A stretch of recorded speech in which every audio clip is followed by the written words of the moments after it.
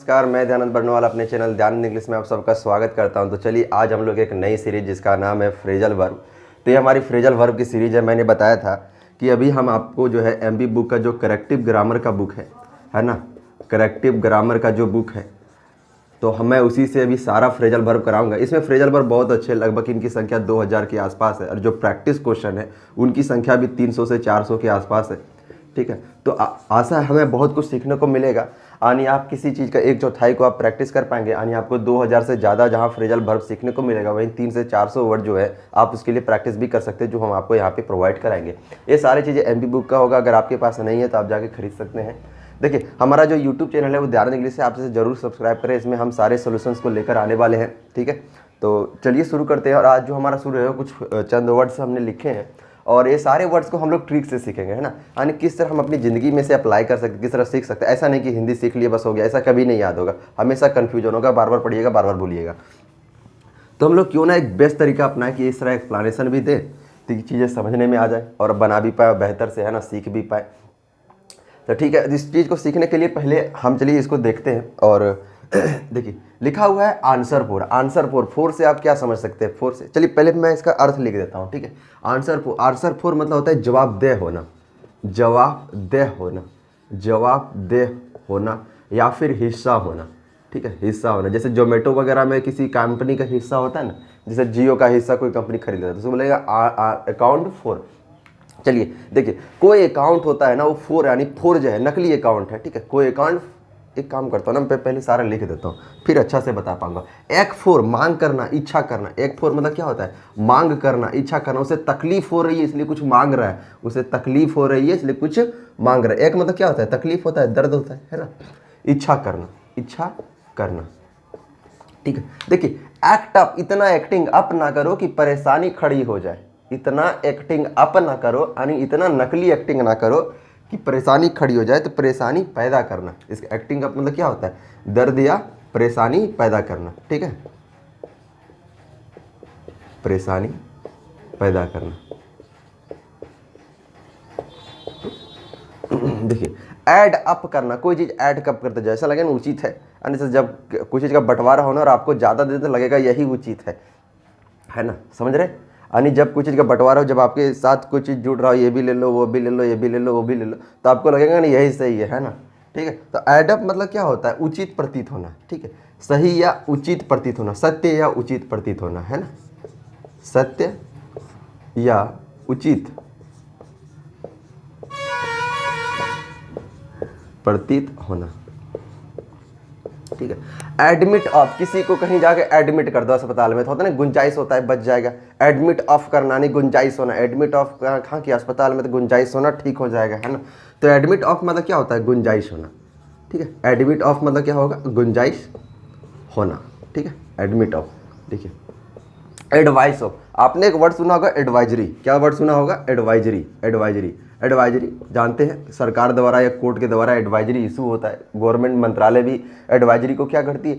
Issue करती है। तो इसका मतलब क्या होगा कि ऑफिशियल अनाउंसमेंट या फिर ऑफिशियल डिक्लेरेशन या फिर औपचारिक, ठीक है, औपचारिक सूचना बोलिए। ठीक है, औपचारिक सूचना या ऑफिशियल डिक्लेरेशन, औपचारिक सूचना। ठीक है, कलर बदल लेते हैं। ठीक है, एडवाइजरी ऑफ मतलब क्या हो जाएगा? औपचारिक सूचना, है ना, औपचारिक सूचना, सूचना या फिर ऑफिशियल, ऑफिशियल, ऑफिशियल इंफॉर्मेशन।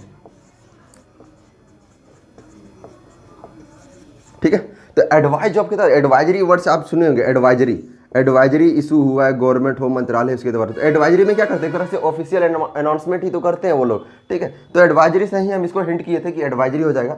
देखिए एम्पलीफाई ऑन एक वर्ड है। ठीक है, एम्पलीफाई ऑन। ठीक है, एम्पलीफाई ऑन का मतलब क्या हो जाएगा? किसी चीज़ को एम्पलीफाई करना, यानी यहाँ पर एम्पलीफाई जो है ना वो अपनी ज़िंदगी किसी चीज़ को एक्सप्लेन करना। ठीक है, तो एम्पलीफाई ऑन मतलब क्या हो जाएगा? एक्सप्लेन करना, अपनी स्टेटमेंट को क्या करो? एम्पलीफाई करो, एक्सप्लेन करो। जब आप कुछ बोलना चाह रहे हो तो आप उसको क्या करो? एम्पलीफाई करो। एम्पलीफाई मतलब क्या होता है?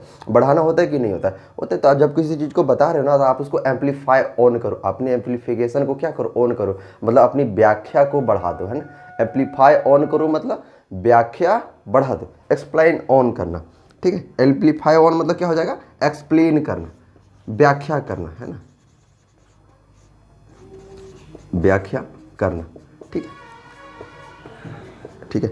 एक होता है आंसर टू, है ना, कुछ भी आंसर नहीं, जो भी आंसर दो वो इक्वल ही है। जैसे कोई क्वेश्चन का यदि आंसर पूछा जाए ना, तो 5-6 लड़कों से पूछा जाए ना, तो सब थोड़ा थोड़ा अलग बोलेंगे, लेकिन सबका आंसर क्या होगा, इक्वल टू होगा। इसलिए हम लोग कुछ भी आंसर दो वो इक्वल टू होगा, है ना, वो इक्वल ही होगा। कुछ भी आंसर दो वो इक्वल ही होगा, यानी इक्वल टू होगा। Answer two equal two, answer two equal two, ठीक है। कुछ भी आंसर दो वो इक्वल ही होगा, यानी इक्वल टू, है ना। आंसर टू क्या हो जाएगा, इक्वल टू, या फिर समान उत्तर होना, ठीक है, या फिर समान होना, समान होना, ठीक है, समान होना, ठीक है। तो ये लगभग 8 फ्रेजल वर्ब हमने लिखे हैं, आप इसको लिखिए। इससे कुछ जरूरी डेटा हम अभी आपको बताएंगे, तो आपको एक बार स्क्रीनशॉट लेना चाहें, लिखना चाहें तो लिख सकते हैं। मैं हट जाता हूं।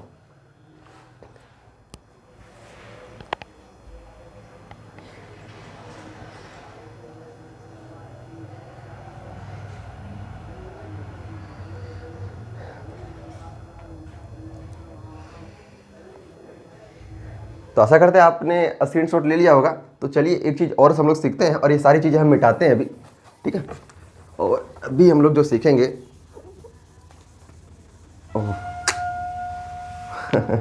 फिर से एक ट्रिक बताना था हमको, सिर्फ अकाउंट 4 का हमने नहीं बताया था। तो अकाउंट 4 का आप सुन लीजिए, ठीक है। अकाउंट 4 का क्या तरीका है, कैसे इसको याद कर सकते हैं। अकाउंट 4 जिसका मैंने बताया था कि कारण होना, या फिर बोलिए अकाउंट 4 जिम्मेदार, जवाबदेह होना, ठीक है, जवाबदेह होना, ठीक है। अकाउंट 4, ठीक है, अकाउंट 4 जवाबदेह होना। समझिए, कोई अकाउंट फोर्ज है, यहाँ से 4 को मैं हिंट कर रहा हूँ। फोर्ज, फोर्ज मतलब नकली होता है कि नहीं होता है, होता है।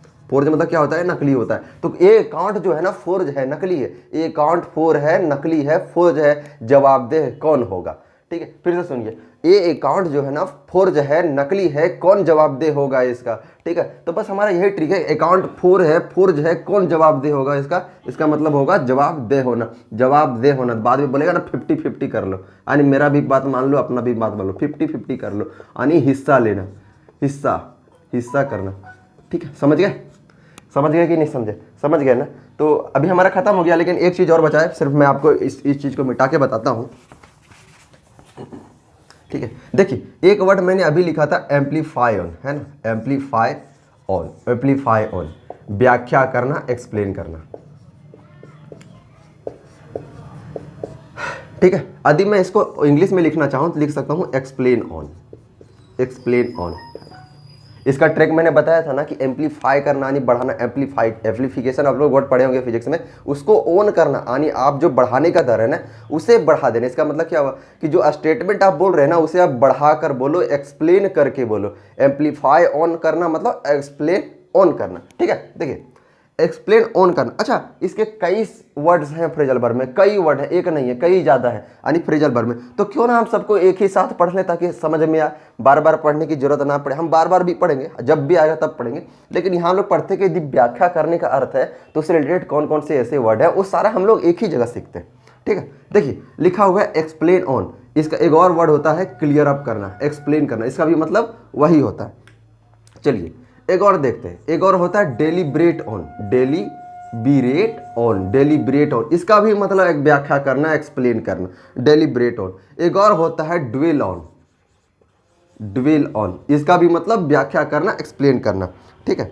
और लिखते हैं लाइट ऑन, लाइट ऑन, इसका भी मतलब व्याख्या करना, ठीक है।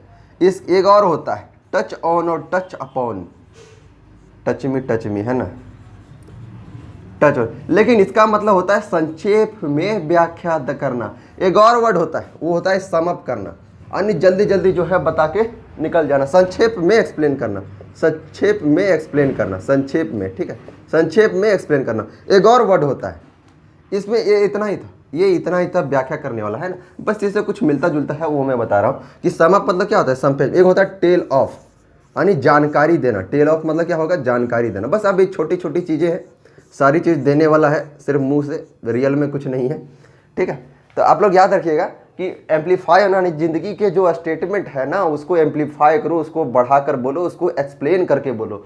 इसलिए बोला एक्सप्लेन करना, क्लियर अप करो, जो भी गलती है क्लियर करो, जल्दी से क्लियर करो, नहीं समझ में आ रहा क्लियर अप करना। डेलिब्रेट ऑन करो, डेलिब्रेट ऑन करो, ड्वेल ऑन करो, ड्वेल ऑन करो, लाइट ऑन करो, टच ऑन और अप ऑन करो। ये तो याद होने चाहिए आपको जी, यहाँ से यहाँ तक कुछ नहीं है, सिर्फ क्लियर अप ही तो था जिसमें आप था, बाकी सब तो वही था, on on on, explain on, deliberate on, dwell on, touch upon, light on.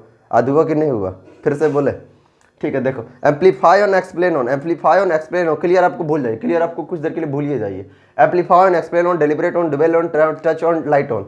आधा हुआ कि नहीं हुआ, फिर से आधा हुआ, फिर से बोले amplify on, explain on, touch upon, light on, deliberate. चलिए बहुत कुछ हो गया, ठीक है। तो आप हमारे चैनल ध्यान इंग्लिश को सब्सक्राइब नहीं किया तो जरूर सब्सक्राइब कीजिए। ये सारे फ्रेजल वर्ब हम एमबी बुक से ही ले रहे हैं, तो अभी आपको सीखने को बहुत कुछ मिलेगा। हम इसमें प्रैक्टिस सीजन भी आपके लिए लेकर आएंगे। तो धन्यवाद।